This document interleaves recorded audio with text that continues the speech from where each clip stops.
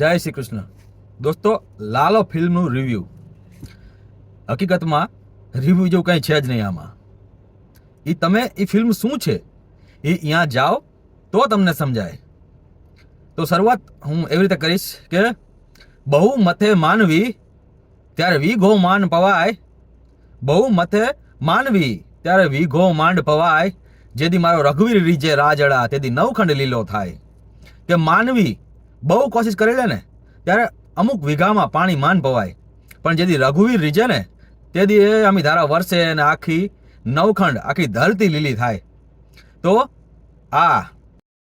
તો ગુજરાતી ફિલ્મ ઇન્ડસ્ટ્રીઝની સૂકી પડેલી ધરતી પર થોડા અમી છાંટણા નહીં પણ આખો ધોધ વહી રહ્યો છે. રઘુવીર રીજ્યો છે અને ધોધ રૂપી શ્રોતાઓનો આ ધોધ વહેતો દેખાય છે. આ ક્લિયર દેખાઈ રહ્યું છે કે આખો ધોધ વહી રહ્યો છે. ફિલ્મની કહાણીમાં કંઈ જ નવું નથી. એ જ છે જે આપણી આજુબાજુમાં થાય છે. લાખો લાલાઓ આપણી આજુબાજુમાં જ છે કે જે જિંદગીની કંઈક ને કંઈક તકલીફમાં ફસાયેલા છે. એમને એ કંઈ જ કરવું નથી હોતું પણ એમનાથી એ થઈ જતું હોય છે.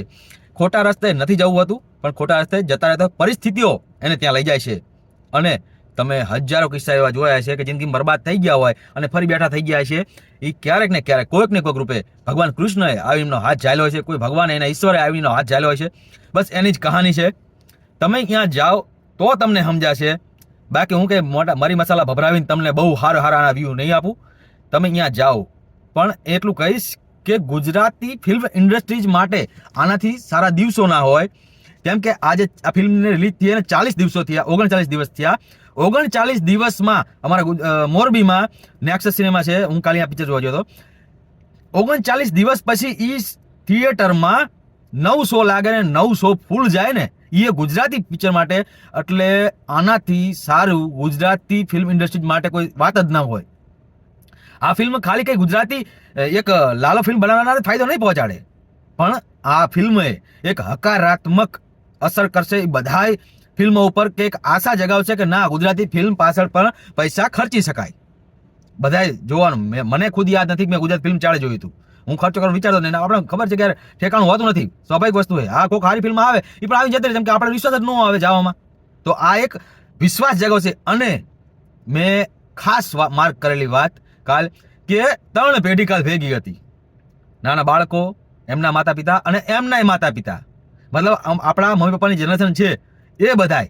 તો આપણી જનરેશનના લોકોમાં એ એક વસ્તુ ઈચ્છા જગાવી કે પોતાના મા બાપને આ ફિલ્મ બતાવે કે પપ્પા મમ્મી તમારે જોવા લાયક ફિલ્મ આવી છે પહેલી વાર. એટલે સહપરિવાર જોઈ શકાય ને એવી ફિલ્મ પહેલી વાર આવી છે.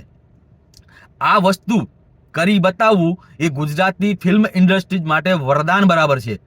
તો આ બહુ જ મોટી વાત છે. અને હું તો કહીશ કે તમારા માતા પિતાને લઈને જાઓ અને આ ફિલ્મ જોવો, મજા આવશે.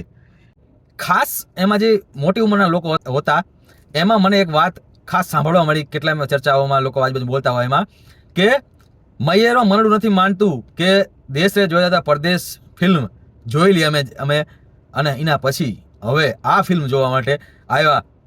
મતલબ કે એ લોકો જે વર્ષોથી થિયેટરમાં ક્યારે નથી ગયા એ લોકોને થિયેટર સુધી આ ફિલ્મ ખેંચી લાવી. ગુજરાતી ફિલ્મ ઇન્ડસ્ટ્રીઝ માટે આનાથી સારો કોઈ દિવસ ન હોય. આ સારામાં સારા દિવસો કહેવાય ગુજરાતી ફિલ્મ ઇન્ડસ્ટ્રીઝના. ફિલ્મમાં ક્યાં 1 મિનિટે કંટાળો આવે એવું ક્યાંય છે જ નહીં કંઈ. અને હકીકતમાં જે લાલાની એ જે ચોર છે, જે લાલો, એનું દુઃખ જ્યારે એની આંખોમાંથી ઝળકે ને, એના જ્યારે આંખમાંથી આંસુ પડે ને ત્યારે મેં ખાસ માર્ક કર્યું. મારી આંખોમાં જળજળિયા હતા જ પણ મેં આખી લાઈનમાં માર્ક કર્યું કે મોટા ભાગના પુરુષોના આંખોમાં જળજળિયા, એમના હાથ બધા આંખ પાસે જતા એ દેખાય. એટલે એ પુરુષ કેવી પરિસ્થિતિઓમાં જીવતો હોય છે, એની સાથે શું ચાલતું હોય છે એ પરિવાર સુધી નથી પહોંચવા દેતો. અને કેટલાય, હું કહીશ અરે મોજ માટે દારૂ પીને પછી ખેલ કરતા લોકોની વાત નથી, પણ કેટલાય એવાય છે કે જેને જિંદગીમાં ખરાબ નથી કરવું હતું, ખરાબ નથી બનવું હતું, પણ પરિસ્થિતિઓ એવી હોય છે કે એનાથી કેટલું થઈ જતું હોય છે અને કેટલા એમાંથી ઉગરી પણ જાય છે. તો ઘણાય, એક નહીં ઘણાય હકારાત્મક સંદેશ આપતું ફિલ્મ છે. તો જાઓ જોવા. અને 100 કરોડ પાર કરશે એમાં મને જરાય નવાઈ નહીં લાગે. કેમ કે આટલા દિવસ પછી પણ હજુ જો 100 ફૂલ જાતા હોય ને તો આ 100 કરોડ પાર કરે. અને હું તો આપણી સલાહ થોડું કહ્યું માને, પણ હું કહું કે આ ડાયરેક્ટરોએ હિંમત બતાવવી જોઈએ, મોટા મોટા ડાયરેક્ટરો આની સાથમાં આવવું જોઈએ અને સાથે મળીને આ ફિલ્મને હજુ હિન્દીમાં ડબ કરી, પરફેક્ટ ડબ, મતલબ જેવું તેવું નહીં, પરફેક્ટ ડબ, જે પુષ્પાને એવું હતું એવું ડબ હિન્દીમાં ડબ કરી અને આ ફિલ્મને બીજા રાજ્યોમાં પણ રિલીઝ કરવું જોઈએ. હિન્દી લોકો વચ્ચે આ મૂકવું જોઈએ.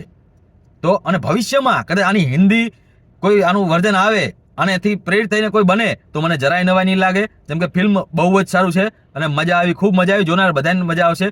હવે એમાં એવું છે કે 5% લોકો એવા પણ મળશે કે જે કહે છે કાંઈ ખાસ નહોતું, સેમ કે એરિયા બોલિવૂડ હારે આની બરાબરી કરતા હોય તો એવું નથી.